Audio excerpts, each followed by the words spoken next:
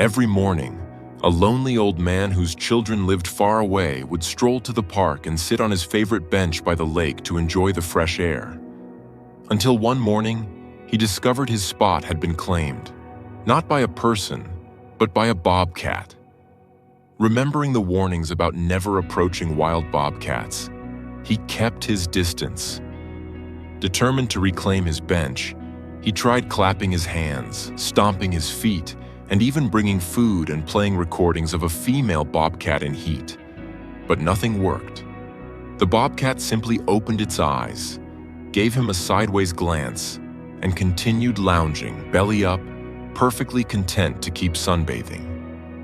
He thought this creature had stolen his only remaining comfort, but he had no idea it was about to give him back something far more precious. Before we start, hit the like button and make sure to subscribe if you haven't, and hit that notification bell so that you won't miss any new stories. Every morning for the better part of a year, Henry had walked the same path through the sleepy park at the edge of his small town. The air in the pre-dawn hours carried the smells of dew and pine sap, and the mist that rose from the lake floated like a veil across the grass. A gentle slope led down to the water, where a bench overlooked the rippling surface. Henry always stopped there. Decades earlier, he and his late wife had carved their initials into its arm, and even after cancer took her, he found himself drawn back to that spot. Sitting there gave him the illusion that she might slip her hand into his and whisper a joke about the ducks. In those first months after she passed, grief had been a weight that pressed his shoulders toward the earth, and the bench was the one place he let it settle. Although his children called when they could, they lived across the country. Henry's days were a patchwork of errands and small rituals. He tended to a few tomato plants, read the paper at the diner, and volunteered at the library on Tuesdays. The mornings at the bench were different. Quiet hours when the world still belonged to birdsong and the hum of insects. He would trace his fingers across the initials he and his wife had carved decades ago, feeling the grooves like the lines in his own palms. Sometimes he would close his eyes and hear again the faint peal of his wife's laughter, or feel the phantom warmth of her shoulder against his. On the way to the lake, he often glanced at posted notices warning walkers to keep a safe distance from the bobcats that sometimes roamed the wooded edges. He knew bobcats were secretive animals with tufted ears and spotted coats, larger than the alley cats that prowled his neighborhood. As a younger man, he and his wife had volunteered at a wildlife rehabilitation center, so he understood the difference between a wild animal and a pet.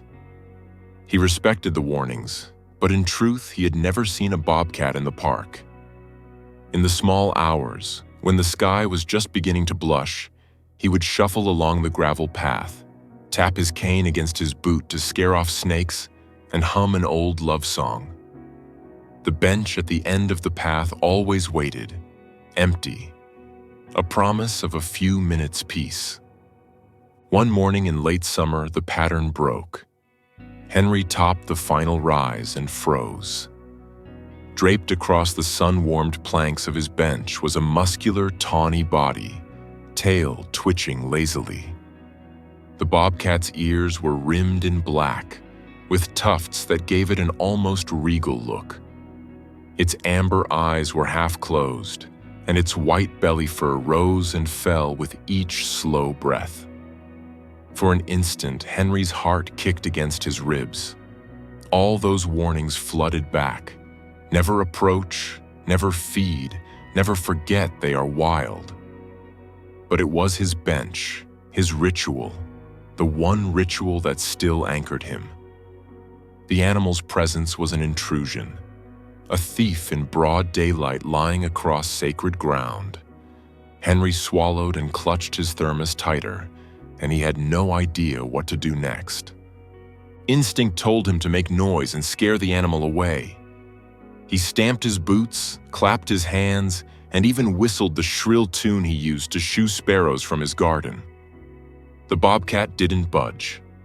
Its eyes opened for a blink and then slid closed again as if bored by the commotion. Henry tried to remember the advice from the old conservation pamphlets. Make yourself big, avoid eye contact, back away slowly. He waved his arms, and the cat flicked one ear in acknowledgement but otherwise kept basking in the patch of morning sun. A part of Henry was amused at the creature's arrogance. Another part simmered with irritation. That bench was more than wood and metal. It was a place where he still felt close to his wife. Who or what had the right to take that away? He shuffled closer, heart pounding. "Shoo!" He whispered first, then louder, then finally shouted, "Off with you!" The bobcat yawned, revealing impressive canines, but remained stretched full length, paws dangling over the edge. Determined, Henry rummaged in his jacket pocket for the slice of dried turkey he always carried to feed the mallards. He tossed it near the cat's nose. The meat lay untouched in the grass. He pulled up on his phone a recording of a female bobcat call, something he had once heard on a nature program, and held it up. The electronic yowls crackled through the air. The sunbather didn't even twitch. Minutes ticked by. Henry's frustration began to dissolve into reluctant admiration. How many creatures in the world could so wholly ignore a human? The bobcat's complete confidence in its right to occupy that space made Henry wonder if perhaps he had stumbled into its daily routine rather than the other way around. He considered turning around and going home, but pride rooted him to the spot. The memory of his wife's smiling eyes held him there too. He took a deep breath, and with more bravado than sense, sat down slowly on the far edge of the bench. The wood creaked under his weight. He braced himself for a hiss or a swipe. Instead, the bobcat cracked one eye open, regarded him for a moment, then returned its gaze to the shimmering lake. Its tail gave one thump of the tip as if to say, "Very well, we share." Henry let his breath out in a shaky laugh. His hands trembled, not from fear, but from the shock of how ordinary it suddenly felt to be sitting next to a wild thing. Minutes stretched into what felt like an eternity. Henry adjusted his position cautiously, acutely aware of the animal's breath and the warmth radiating from its flank. Emboldened by the cat's indifference, he allowed his hand to drift a little closer, hovering just over the soft fur of its belly. It was ridiculous. He knew this, but the belly was exposed, a universal invitation in the language of cats. "You are daft," he whispered to himself, then brushed his calloused fingers along the white fur. The bobcat's skin quivered at the light touch, and then, against every warning Henry had ever heard, it began to purr. The rumbling vibration traveled up Henry's fingertips and spread warmth through his chest. Tears sprang unbidden to his eyes. The sound was so similar to his old tabby's purr in the years after his children left home that a flood of memories washed over him. Sitting there in the golden light, with the lake sighing and a wild heart beating under his palm, he felt alive and seen for the first time in months. What began as a single strange morning soon became a ritual all its own. The next day, and the day after, Henry found the bobcat waiting on the bench, stretched along the planks like a queen on her throne. He started setting his alarm a little earlier, eager not to keep his new companion waiting. They fell into a rhythm. Henry would pour his coffee from his thermos, offer up a polite "good morning," and gingerly pat the cat's flank. The bobcat, in turn, would roll onto its back and purr in response to belly rubs. After 20 minutes or so, when the sun climbed higher and joggers appeared on the path, the animal would rise, shake out its coat, and vanish into the trees with liquid grace. Henry would watch it leave, wipe stray fur from his trousers, and smile at his good fortune. He found himself talking to the cat as if it understood. He told it about the neighbor's barking dog that kept him up the night before, about the letter his granddaughter had sent from college, about the tomatoes that refused to ripen on time. It was easier to speak aloud to a creature that could not answer than to fill the silence of his empty house. He confided things he hadn't told anyone, how he still set a place for his wife at the table on Sundays, and how the sight of her favorite mug sometimes unraveled him. "You'd have liked her," he whispered one morning, his hand lost in the bobcat's thick ruff. "She had a way with strays." The golden eyes blinked slowly, and the purrs grew louder, a small symphony of comfort. As the days turned into weeks, Henry began to recognize patterns in his companion. The bobcat would often arrive at the park just before dawn, its coat damp from the grass and whiskers glistening with dew. He noted the faint scar across its nose and wondered what fight had left its mark. Its ears would swivel toward every snap of a twig, even as its body remained limp under his touch. Sometimes it arrived with the smell of musk and pine resin clinging to its fur, evidence of nights spent prowling through the forested hills beyond town. Other times its paws were dusty, suggesting it had wandered near the road. Henry took mental notes like a scientist, fascinated by the glimpses into a life that intersected with his for only a brief window each day. Neighbors began to take notice of the unusual pair. Early morning walkers would peer curiously through the trees, phones held up like shields to record the wild cat lounging beside the old man. Some gasped and whispered about danger, others crossed to the far side of the path. A teenage boy with earbuds in and a skateboard under his arm stopped once to stare openly. "That thing will bite your hand off," he warned. Henry merely shrugged. "She hasn't yet," he said, surprising himself by the pronoun. In the evenings, he researched bobcat behavior on the library computer. He learned that purring can signal contentment in wild cats, and that they sometimes become habituated to human presence when their territory overlaps with quiet parks. He knew not to give it food or attempt to confine it. Respecting its autonomy was part of the unspoken agreement between them. His children thought he had lost his mind. When Henry mentioned the bobcat during their weekly video call, his son's eyebrows shot up. "Dad, you can't just sit with a wild predator," he said. His daughter chimed in from her sun-drenched kitchen, a toddler on her hip. "Promise you'll call animal control if it does anything weird. We don't need another emergency with you."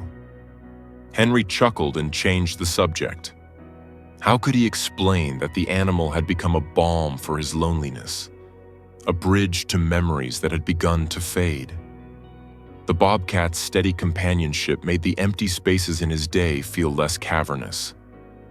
He felt an excitement he hadn't known in years, something akin to a boyhood secret, a hidden friend waiting in the dawn. Over time, Henry's curiosity about his bench partner deepened into a gentle reverence. He named the bobcat Sunbeam in his mind, after the way its coat caught the morning light, though he never dared to call it out loud. He began bringing a small notebook with him, jotting down observations. The angle of the animal's ears when a hawk screamed overhead, the way its whiskers fanned when the breeze shifted, the fact that it preferred the left side of the bench and tolerated his presence only on the right. He marveled at the paradox of such grace paired with such power. Sunbeam's shoulders rippled with muscle under its spotted fur, yet it melted into a puddle of purring softness at the slightest touch. Henry wondered if the cat, too, found some comfort in his steady presence, a respite from the constant vigilance of the wild. Some mornings the bobcat arrived with tiny burrs tangled in its coat. On one of those mornings, Henry contemplated whether to remove them. He knew to avoid interfering with wild animals, and yet the burrs seemed to tug painfully when the animal moved. "Hold still, my friend," Henry murmured. He reached carefully and plucked one burr free. The cat's ear flicked back, but it did not move. He removed another burr and then another, creating a neat little pile on the bench between them. When he finished, Sunbeam stretched luxuriously, twisted its body, and licked Henry's knuckles once with its raspy tongue. A gesture so quick and unexpected that Henry laughed aloud. It was the first time the cat had initiated contact. After that day, the bobcat would occasionally bump its head against his thigh or rest its chin on his knee. The boundary between human and wild seemed to blur, not in ownership, but in recognition.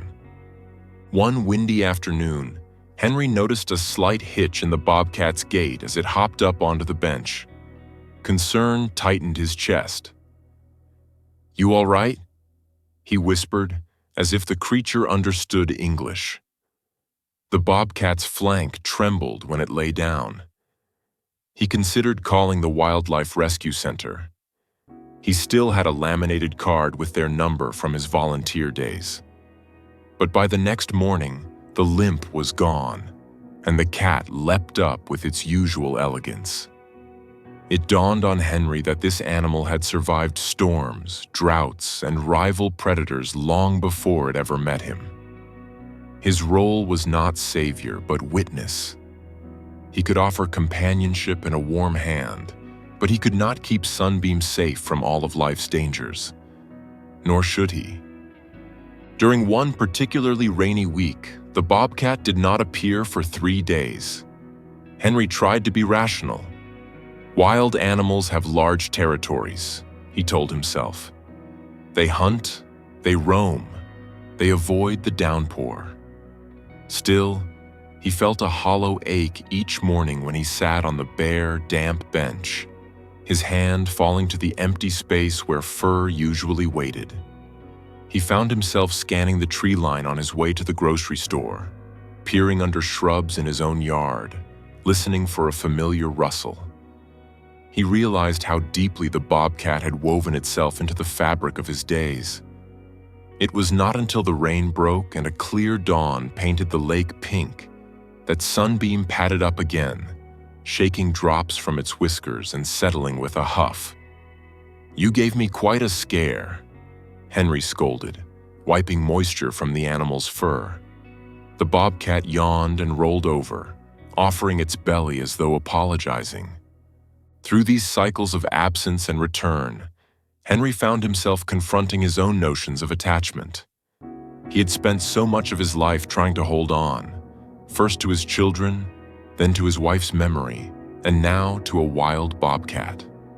Each time he tried to grip too tightly, life slipped through his fingers like sand. Sitting beside Sunbeam taught him the beauty of simply being present without expectation. He learned to savor moments for what they were rather than mourn what they could not be. He recalled his wife's favorite saying, "You don't own the sunrise, you just watch it." And so, morning after morning, he watched the sunrise with a creature who owed him nothing and yet kept returning. Then, one crisp morning as summer waned and the first hints of gold tipped the leaves, the routine fractured. Henry arrived at the lake as always, thermos steaming in his hand, but the bench was empty. He waited longer than usual, drumming his fingers on the wood. An hour passed. A pair of kayakers glided across the water. The sun climbed higher. Still no bobcat. The ache that bloomed in Henry's chest was sharp and familiar, a cousin to the grief he'd known years before. He told himself not to panic, that wild creatures wander. But when Sunbeam failed to show the next day and the next, worry gnawed at him like a squirrel at a pine cone. Unable to shake the feeling that something had changed, Henry decided to investigate. The small cafe near the park kept a security camera aimed at the lakeshore to deter vandals. Henry had befriended the owner, a kindly woman named Marisol, and he hesitated only a moment before asking if he could review the footage. Marisol agreed, curiosity gleaming in her eyes. Together, they scrolled through days of silent, grainy recordings. There was Sunbeam at dawn, trotting in from the tree line, snatching a rabbit near the shore, then leaping onto the bench and stretching luxuriously. In clip after clip, Henry arrived, sat down, and gently rubbed the cat's belly. The two would sit together in peace until mid-morning, when the bobcat would melt back into the trees. Henry felt a swell of affection watching their companionship from a third person's view. It looked almost like a scene from a film. When they reached the recording from the last day he had seen Sunbeam at the bench, Henry leaned closer. He watched himself stand after their usual time together, pat his knee in farewell, and walk up the path. The bobcat remained on the bench for a moment, eyes following him. Then, as soon as Henry disappeared from frame, the cat rose, stretched, and hopped down. Instead of slipping back into the woods, it trotted up the path in the same direction Henry had gone. "It followed me?" Henry murmured. His pulse quickened. The footage answered him. The bobcat paused at the edge of the camera's view, looked back at the lake for the briefest instant, and then disappeared up the hill. That night, Henry lay awake, replaying the image in his mind. Where had it gone? After a restless night, he decided to take a longer route home from the park, tracing the bobcat's possible path. He examined bushes for tracks, looked beneath his carport, and peered into the overgrown hedges along the back fence. As he rounded his house, he froze at the sight of a tawny shape sprawled across an old wooden bench in his backyard. For years, that bench had sat unused among the wildflowers and weeds. It was the very place he and his wife had shared countless afternoon coffees, where they planned trips and whispered secrets under the shade of a maple tree. Since her death, he had avoided it, unable to bear the emptiness of sitting there alone. Now, on the weathered slats, Sunbeam lay stretched full length, eyes closed, tail twitching contentedly. Henry's hand flew to his mouth. The world seemed to tilt. He stepped forward, feeling tears sting his eyes. "You found me," he whispered, voice cracking. The bobcat lifted its head, looked at him with those amber eyes, and gave a slow blink. The same blink of trust it offered at the lake. Henry sat down gingerly beside the cat. The bench groaned under the combined weight, but he did not care. Memories of his wife flooded him. The way she would lean against his shoulder on this very bench. The way her hair smelled like lilacs in the spring. Beside him now, a wild creature pressed its warm flank against his hip and began to purr. The sound resonated through the slats, through Henry's bones, through the ghosts that haunted his backyard. He wept openly, tears rolling down weathered cheeks and catching in his white beard. In that moment, grief and gratitude intertwined. The bench that had once represented loss now held new life and healing. In the days that followed, Henry's world expanded in ways he had not expected. Sunbeam continued to nap on the garden bench in the afternoons, and sometimes still met him at the lake in the mornings. The circle of their shared spaces widened, encompassing both of the benches where Henry had loved most deeply. The old man began to spend more time in his neglected backyard, pruning the rose bushes his wife had planted, pulling weeds from between the flagstones. When neighbors peered over the fence, they saw an elderly man in overalls chatting quietly with a sleek, spotted cat that sprawled with an almost smug ease under the maple tree. The sight became a topic of whispered admiration and admonition. Some suggested he call animal control. Others smiled and said perhaps the universe had given him a companion in his twilight years. Inspired by this unexpected friendship, Henry reached out to the Wildlife Rehabilitation Center where he and his wife had once volunteered. He told the staff about the bobcat, about the park bench, and about the mysterious shift to his backyard. They listened intently. One young biologist explained that bobcats are territorial yet curious, and that forming loose associations with humans in suburban areas is not unheard of when those humans pose no threat. Keep your distance when it wants space. Don't feed it, and remember it is still wild, she advised. Henry nodded. He felt a responsibility to honor the creature's nature even as he cherished its presence. On weekends, he began volunteering again, cleaning enclosures and feeding injured owls. Surrounded by raccoons with bandaged paws and deer fawns wrapped in blankets, he found renewed purpose. The story of the old man and the bobcat traveled beyond the neighborhood. A local newspaper ran a piece about their unlikely bond, complete with a photo of Henry sitting on his backyard bench, sunbeams sprawled across his lap. Comments flooded the paper's website, some scolding him for endangering himself, others sharing tales of unexpected connections with wildlife. An elementary school teacher invited Henry to speak to her class via video chat. He told the children about respecting wild animals, about never attempting to domesticate them, and about the importance of habitat conservation. The children asked the sorts of questions only 8-year-olds can ask.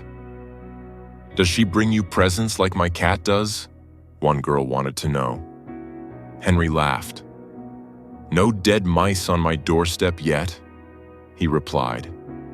At home, Henry found himself speaking out loud again, not only to the bobcat, but to his wife's memory.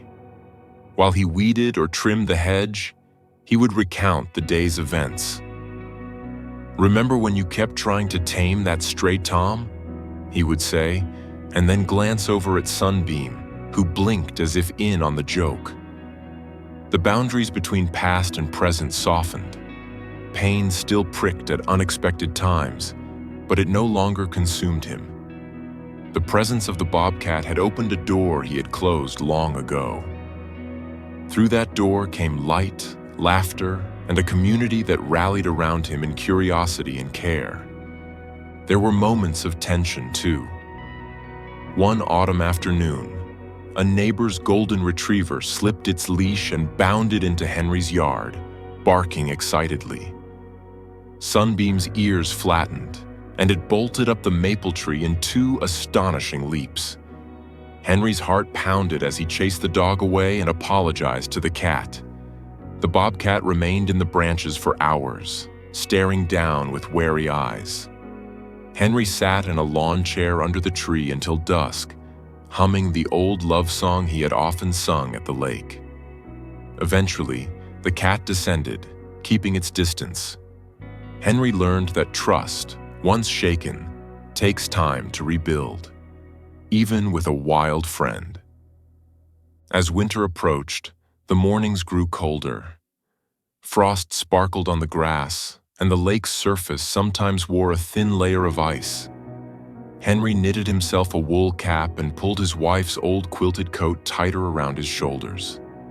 Sunbeam's coat thickened, and the bobcat began spending more of its time deep in the sheltering brush beyond the yard. The frequency of their meetings decreased. Some days Henry sat alone on the backyard bench with his thermos while the bare branches above him trembled in the wind. He missed the solid warmth pressed against his hip and the steady rumble of the purr that had become as familiar as his own heartbeat. But instead of feeling abandoned, he felt a quiet acceptance. It was the same acceptance he had learned at the lake, that all things, including companionship, ebb and flow. On those solitary mornings, Henry would close his eyes and picture the seasons that had passed. He remembered the first startled sight of the bobcat on the park bench, the tentative belly rubs, the blossoming sense of wonder. He recalled the thrill of discovering Sunbeam in his yard, the cathartic tears he had shed, and the way grief had eased its grip as he tended his wife's roses again. He saw himself speaking to schoolchildren, scrubbing out cages at the rehabilitation center, and laughing with neighbors over the fence. He saw a life that had expanded beyond his small routines. He realized that the Bobcat had not filled the hole left by his wife's absence.